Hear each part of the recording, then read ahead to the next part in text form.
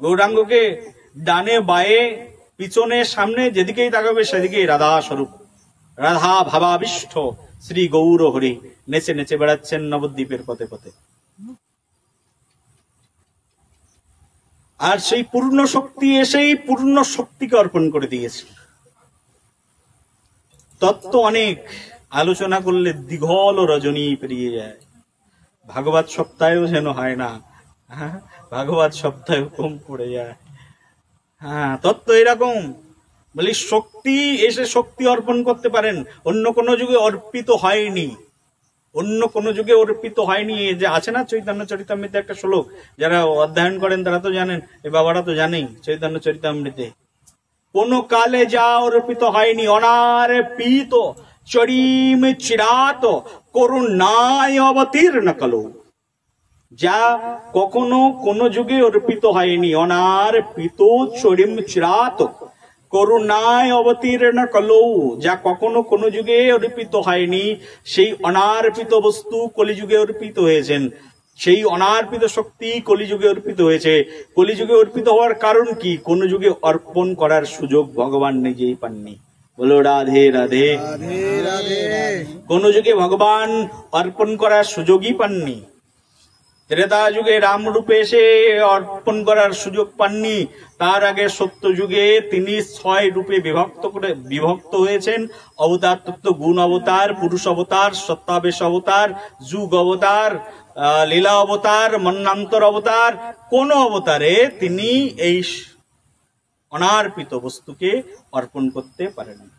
একমাত্র তিনি এই কলিযুগে অর্পণ করেছেন। বলি, কলিযুগে অর্পণ করেছেন কেন? অন্য কোন যুগে পাননি সুযোগ, ভগবান নিজে পাননি সুযোগ।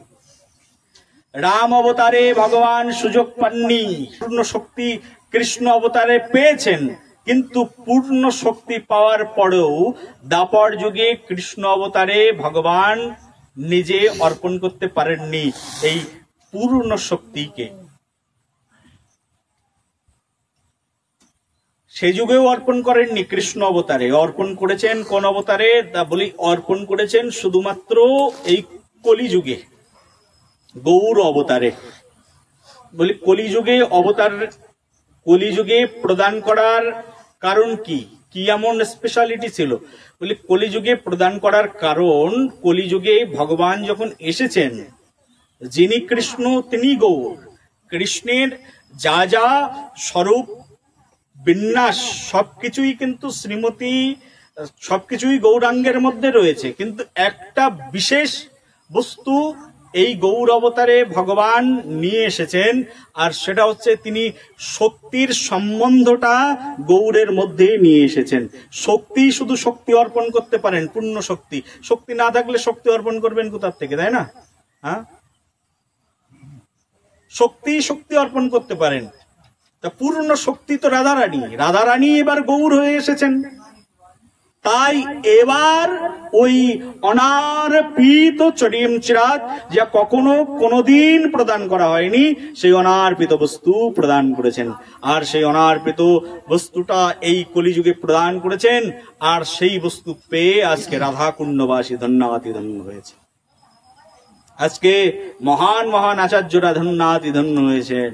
তিনকড়ি বাবা ধন্যাতি ধন্য হয়েছেন, বিনোদ বিহারী বাবা ধন্যাতি ধন্য হয়েছেন, মুরারি মোহন বাবা ধন্যাতি ধন্য হয়েছেন, প্রাণ কৃষ্ণ বাবা ধন্যাতি ধন্য হয়েছেন, শ্যাম সুন্দর বাবা ধন্যাতি ধন্য হয়েছেন, আরো মহাদ মহাদ জন সেই শ্রী বৃন্দাবনে রাধা কুণ্ডে ধন্যাতি ধন্য হয়েছেন।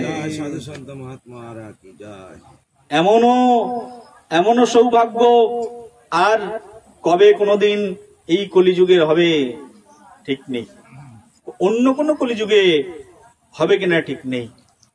এই কলিযুগ তো ধন্য, কারণ এই কলিযুগেই স্বয়ং শক্তি এসে পূর্ণ শক্তিকে অর্পণ করেছেন। রাধারানী শক্তি, আর তিনি এসে এই শক্তি, পূর্ণ শক্তিকে অর্পণ করেছেন।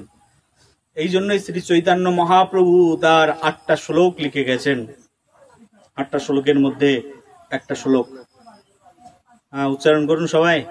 নাম নাম করি বহুদা নিজ সর্বশক্তি স্তত্রার পিতা নিয়মিত স্মরণেন কলো। বুঝতে পারছেন তো? নাম নামকারী বহুধা।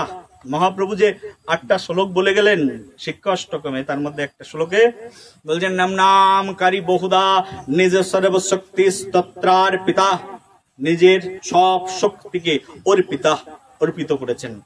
সন্ধি করুন শব্দটাকে, নিজ সর্বশক্তি, শক্তি তার যত শক্তি সেই শক্তিকে তিনি অর্পণ করে দিয়েছেন হরিনামের মধ্যে, সকল শক্তিকে অর্পণ করে দিয়েছেন। দেওয়ার ক্ষমতা তো থাকতে হবে, প্রত্যেক যুগে যুগে দিতে পারেন না। আছে সম্পদ ভান্ডারের মধ্যে, মনে করুন ভারত সরকারের কাছে পারমাণবিক অস্ত্র আছে, পাকিস্তানের উপরে মেরে দিতে পারেন এখনই, কিন্তু ইচ্ছা করলেই মারতে পারবেন না। তার জন্য জাতিসংঘের সঙ্গে বৈঠক করার প্রয়োজন, অন্যান্য যারা নেতা মন্ত্রী আছে তাদের সঙ্গে বৈঠক করার প্রয়োজন, একটা জাতীয় সন্ধি প্রয়োজন। তারপরে পারমাণবিক অস্ত্র মোদী সরকার চাইলে পাকিস্তানের উপরে মারতে পারেন, ইচ্ছা করলেই মারতে পারবেন না। আছেন সম্পদ ভারতে আছে, থাকলেই যে তিনি পাকিস্তানের উপরে চালিয়ে দিতে পারবেন এমনটি নয়। যুগে যুগে ভগবানের কাছে আছেন শক্তি, কিন্তু দেওয়ার ক্ষমতা সব সময়ের জন্য তার কাছে নেই। দেওয়ার জন্য এটাই হচ্ছে স্পেশাল মোমেন্ট। যে অবতারে রাধারানী নিজে প্রকটিত হয়েছেন সেই অবতারেই শুধুমাত্র সেই শক্তিকে অর্পণ করা যায়, আর সেই শক্তি অর্পণ করেছেন স্বয়ং শ্রী চৈতন্য মহাপ্রভু রূপে এসে। আর নবদ্বীপের পথে পথে সেই শক্তির আবেশের মূর্তিমান বিগ্রহ নিতাই চাঁদ সকলের সম্মুখে দর্পণের মতো গেছেন, যে সবাইকে জানিয়েছেন, সবাইকে শিখিয়েছেন, শোনো শোনো শোনো নিত্যানন্দ, শুনো হরিদাস, সর্বত্র আমার আজ্ঞার করহ প্রকাশ। মহাপ্রভু বলছেন প্রত্যেক ঘরে ঘরে গিয়ে করই ভিক্ষা, বলো কৃষ্ণ ভজ কৃষ্ণ, করো কৃষ্ণ শিক্ষা। প্রতি বাড়ি বাড়ি যাও, কৃষ্ণ ভজন শেখাও, আর সবাইকে কৃষ্ণ ভক্তির শিক্ষা প্রদান করো। নিতাই চাঁদ হরিদাস ঠাকুর দুইজন মিলে নেচে নেচে নগরে নগরে গিয়ে সেই পুণ্যামৃত আস্বাদনম সর্বত্নস্নপনম প্রতিপদাম পূর্ণামৃত সাধনাম। প্রতি ঘরে ঘরে গিয়ে সেই পূর্ণামৃতকে আস্বাদন করিয়েছেন। আজ নিতাই চাঁদের বংশধরগণ প্রত্যেকের ঘরে ঘরে ঢুকে ঢুকে আজকে সেই অমৃত আস্বাদন করাচ্ছেন। নিতাই ডাকে আয় রে আমার, গৌর ডাকে আয়, আজকে নামের হাট বসেছে, আয় রে তোরাই। নিতাই গৌর ডেকে ডেকে সমগ্র আজ নগরবাসীকে সেই পুণ্যামৃত আস্বাদনম, সেই পুণ্যামৃতকে আস্বাদন করাচ্ছে। ধন্য কলিযুগ, যে কলিযুগে সেই অমৃত আস্বাদনে, সেই অমৃতের মধ্যে, অমৃত কুম্ভের মধ্যে বসে আছি, যা পাওয়ার জন্য বহু জ্ঞানী, বহু যোগী, বহু ধ্যানী কোটি কোটি বৎসর প্রার্থনা করেছেন, যা প্রাপ্তির জন্য কোটি কোটি বছর। সেই অমৃত কুম্ভের মধ্যে যা প্রাপ্তির জন্য রাবণ সমগ্র পৃথিবীকে উল্টো পাল্টা করে দিয়েছেন, অমৃত, সেই অমৃত কুম্ভের মধ্যে বসে রয়েছি, সেই অমৃত সমুদ্রের মধ্যে বসে রয়েছি আমরা বলিছি। কি সৌভাগ্য! অমৃত সমুদ্রের মধ্যে বসে আছে, কিন্তু অমৃত পান করছি না। এই হচ্ছে ভগবানের মনের মধ্যে একটা দুঃখ। নারদ মুনিকে বললেন, মনে আছে কথা? ওই কথারই সূচনা কিন্তু এটা, ওইটুকুই ওইটুকুই ওখানকার সূচনায় এত সময় ধরে বললাম, তো আর অন্য কথা বলবো কখন? নারদ মুনি যে জিজ্ঞাসা করছেন প্রভুকে, প্রভু তোমার মনের ভিতরে দুঃখ কেন? বলেছিলাম না সূচনা, বলে আমার মনের ভিতরে দুঃখের কারণ হচ্ছে আমি যাদের জন্য অপেক্ষা করছি তারা আমার কাছে ফিরে আসছে না। বলি কার জন্য অপেক্ষা করছো? একমাত্র রাধারানী ছাড়া তুমি কার জন্য অপেক্ষা করতে পারো? বলি রাধারানী ছাড়াও আমি অপেক্ষা করি। কাদের জন্য? বলি রাধারানীর শক্তির জন্য। সে আবার কারা? বলি রাধারানীর লালিত জীবের জন্য। তারা কারা? বলে রাধারানী যাদেরকে কৃপা কটাক্ষ ভাজনম, যাদেরকে রাধারানী কৃপা কটাক্ষ প্রদান করেছেন, তাদের জন্য অপেক্ষা করে রয়েছি। তারা কবে ফিরে আসবে? তারা হচ্ছে আমাদের এই কলিযুগের এই হতভাগ্য সব জীবরা। কিছু পুণ্যবান জীব আছে, তার মধ্যে যারা হতভাগ্য জীব, সেই সব মহাধাক্ষ ধাইয়া পালাইল, প্রভুর নাম তাদের ধরিতে নারিল। চৈতন্য মঙ্গল গ্রন্থে লোচন দাস ঠাকুরের কলম। কত মানুষ পালিয়েছেন মহাপ্রভুর সময়। মহাপ্রভু সবাইকে প্রেম দানের মূর্তিমন্ত বিগ্রহ, প্রেম সবাইকে দান করেছেন, কিন্তু তার মধ্যে মহাধাক্ষ আছে, তার মধ্যে এত মহাপাপী আছেন, তারা পালিয়েছেন মহাপ্রভুকে দেখে। সেই সব মহাধাক্ষ ধাইয়া পালাইল, প্রভুর নাম তাদের সুইতে নারিল। তার মধ্যে কত পাপী আছেন, পালিয়েছেন। স্বয়ং ভগবান শ্রীকৃষ্ণের সম্মুখে থেকে জরাসন্ধ তাকে বুঝতে পারেননি, শিশুপাল তাকে বুঝতে পারেননি, কর্ণ বুঝতে পারেননি, দুর্যোধন বুঝতে পারেননি। স্বাভাবিক ব্যাপার। সেই সব মহাধাক্ষ ধাইয়া পালাইল, সবাই পালিয়েছেন মহাপ্রভুর নাম শক্তির জন্য। বহু দূরে পালিয়েছেন। ভগবানের তাদের জন্য দুঃখ, যারা যারা ভগবৎ ভক্তিকে অঙ্গীকার করল না। ভগবানের দুঃখের কারণ হচ্ছে তারা যারা ভক্তিকে অনুশীলন করলো না, যারা ভক্তিকে অঙ্গীকার করলো না। ভগবান তাদের জন্য দুঃখিত অন্তরে গোলক বৃন্দাবনে মাথায় হাত দিয়ে বসে আছেন, কেন আমার ভক্ত আমার কাছে ফিরে আসছে না। নারদ মুনি বলছেন, প্রভু তোমার মনে এই দুঃখ যে এই পতিত জীব তোমার কাছে ফিরে আসছে না, এটাই দুঃখ? বলি ওদের ওই পতিত শব্দটাকে আমি ঘুচিয়ে দেব, কিন্তু তোমার দুঃখ দূর করে দেব। নারদ মুনি তো প্রভুর সামান্যতম কষ্ট দেখতে পারতেন না, বলে ওদের ওই পতিত শব্দকে ঘুচিয়ে, তোমার নাম যে পতিত পাবন বলে সবাই, আমি মানুষকে বুঝিয়ে দেব তুমি কত বড় পতিত পাবন আমাকে দিয়ে তুমি সেই পতিত উদ্ধারণের কাজ করিয়েছ। পতিত উদ্ধারণ শ্রী গৌর হরি, তুমি যে পতিত উদ্ধারণ সেটা দেখিয়ে দেবো। কি করে? আমি এক্ষুনি যাচ্ছি, সব জীবকে তোমার কাছে ফিরিয়ে নিয়ে আসবো। আমি নারদ,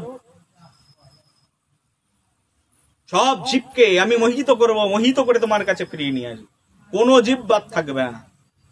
ভগবানের পতিতের তিনি যে পতিত উদ্ধারণ, তিনি পতিতকে যে উদ্ধার করেন, তার অন্যতম কারণ তিনি পতিতের দুঃখ দুর্দশা সহ্য করতে পারেন না ভগবান। আর দুঃখ দুর্দশা সহ্য করতে না পেরেই তো তিনি একাদশী দেবী রূপে নিজেকে আবির্ভূত করিয়ে দিয়েছেন। এই যে আজকে একাদশী তিথি, মাধব তিথি, ভক্তি জননী যতনে পালন করি, কৃষ্ণ বসতি বসতি বলিয়া পরম আদরে বরি। মাধব তিথি একাদশী তিথির আর এক নাম। কি নাম বললাম মায়েরা বলো? হ্যাঁ, মাধব তিথি, ভক্তি জননী। আমাদের এই ভক্তির মাকে বলো, মাকে একাদশী তিথি, মাধব তিথি, ভক্তি জননী, মাদার অফ অল ডিভোশন। এই যে একাদশী তিথি, ভক্তি জননী যতনে পালন করি, কৃষ্ণ বসতি বসতি বলিয়া পরম আদরে বরি। পরম আদরে যত্ন করে বরণ করো একাদশী তিথিকে। কৃষ্ণ বসতি, বসতি বলিয়া, বসতি কৃষ্ণের বসতি একাদশী তিথিতে। এই কারণেই কৃষ্ণ বসতি বসতি বলিয়া পরম আদরে বলি। এমন তিথি আর হয় না একাদশী তিথির মতো, হরিবাসর তিথি। হরির সঙ্গে বাসর করার, ভক্তের সঙ্গে হরির বাসরের তিথি একাদশী তিথি। এই যে পুণ্য পুত পবিত্র একাদশী তিথি, মা বলছিলেন একটু একাদশীর মহিমা বলতে, 2 মিনিট বলে দিই। আজকের এই যে পুত পবিত্র একাদশী তিথি, পাণ্ডবা নির্জলা একাদশী তিথি। একবার ভগবান শ্রীকৃষ্ণের কাছে যুধিষ্ঠির মহারাজ জিজ্ঞাসা করেছেন যে প্রভু এই পাণ্ডবা নির্জলা একাদশী তিথির মহিমা কি? যুধিষ্ঠির মহারাজ বলছেন, যখন জিজ্ঞাসা করেছেন কৃষ্ণের কাছে, ভগবান কৃষ্ণ বলছেন এই মহিমার কথা তোমাকে ব্যাসদেব শ্রবণ করাবেন, যাও ব্যাসদেবের কাছে শ্রবণ করো। কৃষ্ণ দ্বৈপায়ন বেদব্যাসের কাছে গিয়ে বসেছেন। কৃষ্ণ দ্বৈপায়ন বেদব্যাস বলছেন, শোনো এই একাদশীর মহিমা। বলি এই শুক্লপক্ষে জ্যৈষ্ঠ মাসের যে একাদশী, এই একাদশী তিথি ব্রত পালন করলে তার পরম সৌভাগ্যের উদয় হয়। আর যদি একাদশী তিথি কেউ পালন না করে তার সৌভাগ্য নষ্ট হয়ে যায়। আর যার সৌভাগ্য নষ্ট হয় তার এই জন্ম মৃত্যুর জড়া চক্রে তার আর উন্নত জন্ম হয় না। একথা শ্রবণ করে পঞ্চপাণ্ডবগণ খুবই আনন্দ পেলেন, কিন্তু ভীম খুব ভাব বিহ্বল হয়ে পড়লেন। ভীমজি বলছেন যে হে পরমতত্ত্ব দ্রষ্টা, আমি তো সব কিছু শুনলাম, সবকিছু বুঝলাম একাদশীর ব্রত মহিমা, কিন্তু আমার সৃষ্টিটা এমন ভাবে হয়েছে, আমাকে মাধব এমন ভাবে সৃষ্টি করেছেন যে আমার উদরের মধ্যে রয়েছে বৃক নামক অগ্নি। এই অগ্নি থাকবার কারণে আমি এক বেলা না খেলেই অস্থির হয়ে উঠি, সারাদিন না খেয়ে একাদশী কিভাবে করব। ভীমের কথা শ্রবণ করে সবাই চিন্তান্বিত হয়ে গেলেন। তখন ভগবান শ্রীকৃষ্ণ উপদেশ করেছিলেন, সেই উপদেশ ব্যাসদেব গোস্বামীপাদ বলছেন তার লেখনীর মধ্যে যুধিষ্ঠির মহারাজকে শ্রবণ করি বলছেন, শোনো, যদি এই পৃথিবীর কোনো উপবাস না করতে পারো, যতগুলো একাদশী আছে সব একাদশীর উপবাস যদি নাও করতে পারো, ভীমকে বললেন, ভীম, সব একাদশীর উপবাস তুমি যদি না করতে পারো, তুমি এক কাজ করো, তোমার জন্য একটা একাদশী তিথি ফিক্সড করে দেওয়া হলো, সেটা হচ্ছে এই শুক্লপক্ষের জ্যৈষ্ঠ মাসের শুক্ল তিথির যে একাদশী, এই একাদশী ব্রত তুমি পালন করবে। একাদশী ব্রত পালন করলে কি হবে বলছে, এই একাদশী ব্রত যদি তুমি পালন করো, তাহলে এই ব্রত পালন করলে তোমার অন্য অন্য ব্রত পালন করতে পারোনি, তার বিনিময়ে যে পাপ হয়েছে সব পাপ খণ্ডন হয়ে যাবে। আর এই একাদশী ব্রত তুমি যদি সুন্দরভাবে হরির গুণাগুণ কীর্তনের মাধ্যম দিয়ে এই একাদশী তিথি যদি সুন্দরভাবে পালন করতে পারো, আর যে সারা বছরের যত একাদশীর ফল, সেই একাদশীর ফল এই নির্জলা একাদশী ব্রত পালনেই তোমার লাভ হয়ে যাবে। বলো গৌর প্রেমানন্দে হরি। এই কথা শ্রবণ করে ভীম অত্যন্ত আনন্দিত হলেন। এর চেয়ে সহজ আর কি হতে পারে, যে একটা একাদশী ব্রত পালন করলে বছরের সব একাদশী ব্রতের ফল আমি লাভ করতে পারছি। আর সেই একাদশীর নাম কি, এই যে পাণ্ডবা নির্জলা একাদশী। ভীম সেন পালন করেছিল বলে কেউ কেউ ভীম সেনী একাদশী বলেন। আমি সকালেই লিখে দিয়েছি না, এসছে না মেসেজ, ভীম সেনী একাদশী বলে কেউ কেউ, কেউ কেউ আবার ভৈমী একাদশী বলে। বাংলার মানুষ বিকৃত অবস্থায় আবার ভীম একাদশী বলে, কত নাম দিয়ে দিয়েছেন এই একাদশীর। আজকে সেই পবিত্র একাদশী তিথি, এই একাদশী ব্রত যদি কেউ পালন করে, তার অন্য অন্য একাদশী ব্রত যদি পালনে কখনো কোথাও ত্রুটি হয়ে যায়, সেই ত্রুটির ক্ষমা হয়ে যায়। একাদশী ব্রত যদি কেউ সুন্দরভাবে এই তার মানে নিরাহার একাদশী ব্রতের পালন, হরিভক্তি বিলাসে সনাতন গোস্বামীপাদ বলেছেন যে উত্তম ভাবে যদি কেউ একাদশী ব্রত পালন করতে চায়, তার জন্য একাদশীর আগের দিন নিরাহার। আমার মা আবার শুরু করে দেবে বলে দিলে, একাদশীর আগের দিনে নিরাহার, আর একাদশীর আগের দিনে একাহার, একবেলা আহার, একাদশীর দিনে পুরোপুরি নিরাহার, জল পর্যন্ত নয়, তার পরের দিনে একাহার। এটা হচ্ছে উত্তম একাদশী। যদি কেউ এইভাবে পালন করতে পারে সেটা তো অত্যন্ত প্রসিদ্ধ। তারপরে সনাতন গোস্বামীপাদ আর বিশেষ কোনো ব্যাখ্যা না করলেও অন্যান্য আচার্যগণ আরো কনিষ্ঠ একাদশীর নিয়ম বর্ণনা করেছেন, যেখানে বর্ণিত হয়েছে একাদশীর দিনে কেউ ফলমূল আহার আদি করে একাদশী ব্রত পালন করতে পারে। আরো অন্যান্য আচার্যগণ বিভিন্ন জায়গায় কমেন্টারি করেছেন, সেখানে বলেছেন পঞ্চরবি শস্য বাদ দিয়ে একাদশী করতে, কিন্তু মূল নিয়ম ওটাই। হ্যাঁ, তাই তো বাবা, নাকি? মূল নিয়ম ওটাই একাদশী। পরবর্তীতে কলিযুগের মানুষ তো সবসময় সুযোগ খোঁজে, সুযোগ খুঁজতে এখন সহজ হয়ে এরকম নিয়মে এসে পৌঁছেছে। এখন একটু প্রসাদ গ্রহণ করে 5টা রবি শস্য, ধান, গম, যব, ভুট্টা, সরিষা, 5 রবি শস্য, এগুলো বাদ দিয়ে মোটামুটি একাদশী করার একটা নিয়ম কেউ করছে না বলে বিধায় নেই মামার চেয়ে তো কানা মামা ভালো না। হ্যাঁ, কেউ করে না, তার চেয়ে কারোর কোনো মামাই নেই, তার মধ্যে একজন মামা আছে, মামার চোখে দেখে না কিন্তু মামা বলে ডাকতে তো পারে। ঠিক আছে, ওটা আচার্যরা মেনে নিয়েছেন, বৃন্দাবনের আচার্যরা মেনে নিয়েছেন, গোস্বামীগণ মেনে নিয়েছেন, আমার মতো অধমকেও মেনে নিয়েছেন। ঠিক আছে, মেনে নিয়েছেন এগুলো আচার্যরা, কিন্তু ওটাই নিয়ম, প্রকৃত নিয়ম। তো আমরা সেই পুত পবিত্র একাদশী তিথি, এই যে ভক্তি জননী, এই ভক্তি একমাত্র ভগবানের কাছে যাওয়ার পথ। আর ভগবান ওই উপরে অপেক্ষা করছেন, তার এক কারণ হচ্ছে ভক্তি নেই, আর এই জন্য ভগবান উৎকণ্ঠায় মাথায় হাত দিয়ে আছেন। নারদ মুনি বলছেন জগৎজীবকে আমি ভক্তি প্রদান করব। নারদ মুনির তো মনে সামান্য সামান্য একটু একটু অহংকার, অহংকার কিন্তু সেটা সাত্বিক। অহংকারের ভিতরে আবার প্রকারভেদ আছে। আমাদের মতো অহংকার নয়, কিন্তু আমি অনেক টাকার মালিক, আমি ভালো গান গাইতে জানি, আমি ভালো গায়ক, আমি ভালো পাঠ করতে জানি, আমি ভালো পাঠক, আমি সংস্কৃত জানি, আমি বড় পণ্ডিত, এগুলো কিন্তু সব মিথ্যা অহংকার, ফলস ইগো। হ্যাঁ, আমার খুব সুন্দর রূপ আছে, ফলস ইগো একেবারে টোটালি। এরকম অহংকার নারদ মুনির নেই। নারদ মুনির অহংকার কৃষ্ণ সেবার জন্য, সাত্বিকী, বিশুদ্ধ সাত্বিকী। নারদ মুনি তখন বলছেন আমি ওদেরকে উদ্ধার করে নিয়ে আসবো, স্বয়ং ভগবান এসছেন উদ্ধার করতে গৌর রূপে। নারদ মুনি সব ভুলে গেছেন। এরকম বহু বছর ধরে নারদ মুনি দেখছেন গৌর অবতারের অবতারণ, মহাপ্রভু পতিত উদ্ধারণ, ভগবান এসেছেন। নারদ মুনি বলছেন আমি ওদেরকে সব নিয়ে আসবো। মায়ামোহিত জীবের নাই সত্য স্মৃতি জ্ঞান, আর জীবের কৃপায় কইল কৃষ্ণ বেদ প্রাণ। বেদ পুরাণ করে দিয়েছেন কৃষ্ণ কৃপা করে মায়া স্মৃত মায়ামুগ্ধ জীবের জন্য। তো নারদ মুনি বলছেন আমি ওদেরকে নিয়ে আসবো। ভগবান বলছে এত জনকে আনতে হবে না, যাও ওই পৃথিবীতে দেখো যে মায়া শঙ্কর বলে একজন আছে, ওকে নিয়ে এসো আমার কাছে। খুঁজতে খুঁজতে নারদ মুনি সেই গোলক থেকে নেমে এসছেন। গোলক থেকে নেমে আসতে কতটা কষ্ট জানেন তো? গোলকের নিচে বৈকুণ্ঠ, গোলক,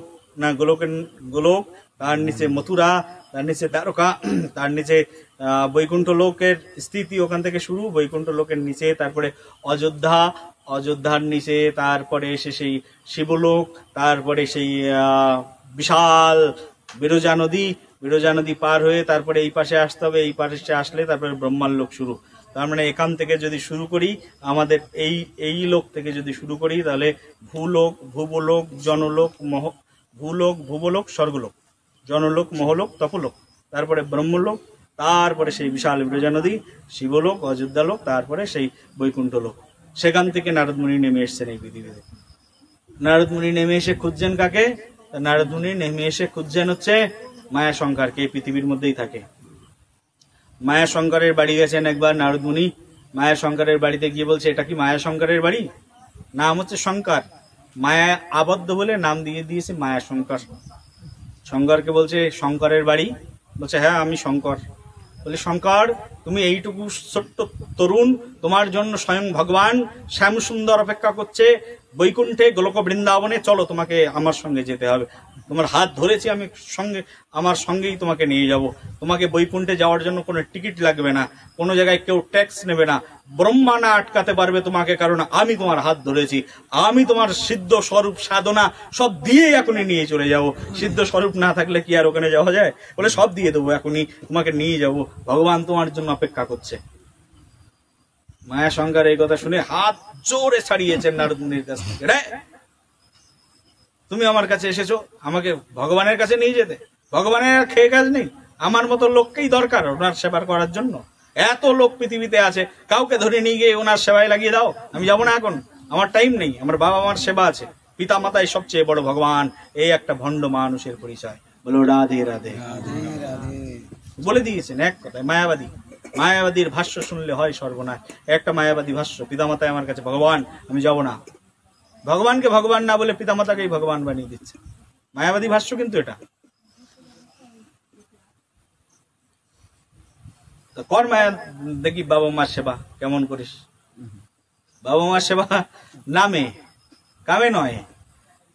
মায়া শঙ্কর কে প্রথমবার নিয়ে যেতে পারলো না, খুব স্যাড, সঙ্গে সঙ্গে দরজা লাগিয়ে দিলেন।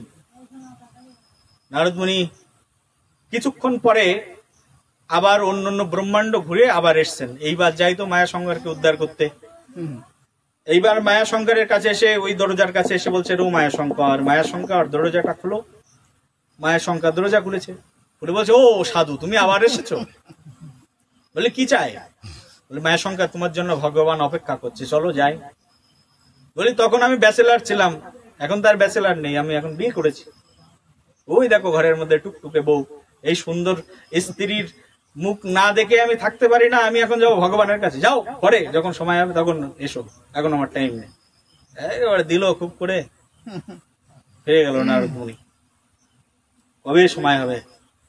অনেক করে প্রার্থনা করলো, হে ভগবান ওর এই মায়া থেকে ওকে নিষ্কৃতি প্রদান করো।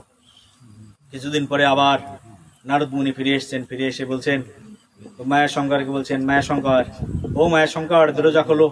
মায়া শঙ্কর দরজা খুলেছেন। দরজা খোলার পরে মায়া শঙ্কর বলছেন, কিরে সাধু আবার এসেছো? আগে তো শুধু স্ত্রী ছিল, দেখো এখন স্ত্রীর সঙ্গে সঙ্গে পিঠে একটা ঝুলছে, পেটে একটা ঝুলছে, দেখো কতগুলো, এগুলোকে মানুষ করতে হবে না, এখন যাও।